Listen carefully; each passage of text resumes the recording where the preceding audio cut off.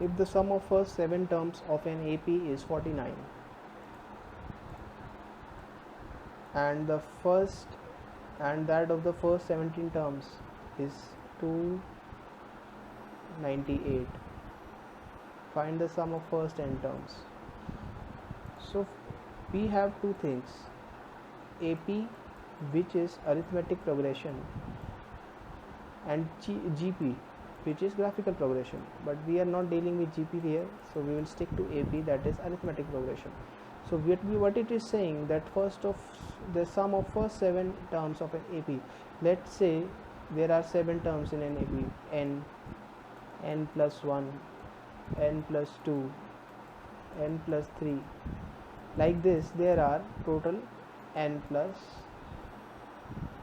6, there are total 7 terms, 1 2 3 4 5 6 7, 4 and 5 also, there are total 7 terms. So it is given that the sum of these terms is 49, and it is also saying, it is also telling us that the first 17 terms is 298, first 7 term sum is 49, and first 17 term sum is 289.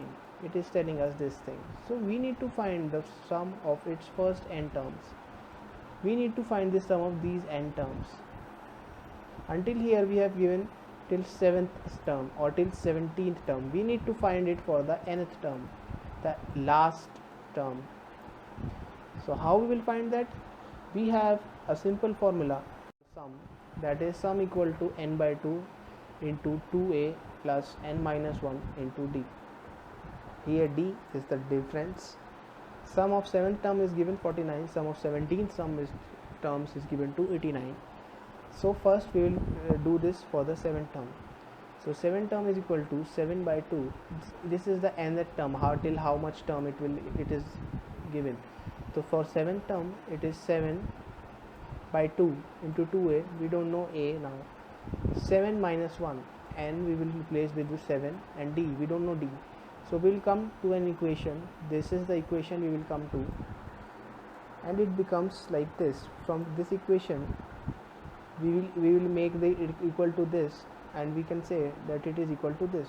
Similarly, we will calculate it for the s17th term, and we will come to an equation like this.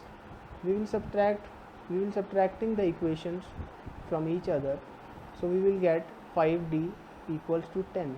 From here we can also say that the value of d becomes 2, and we will now put the value of d into a, so a becomes 1. Since now we have the value of a and d, we will put it in a general s by nth form.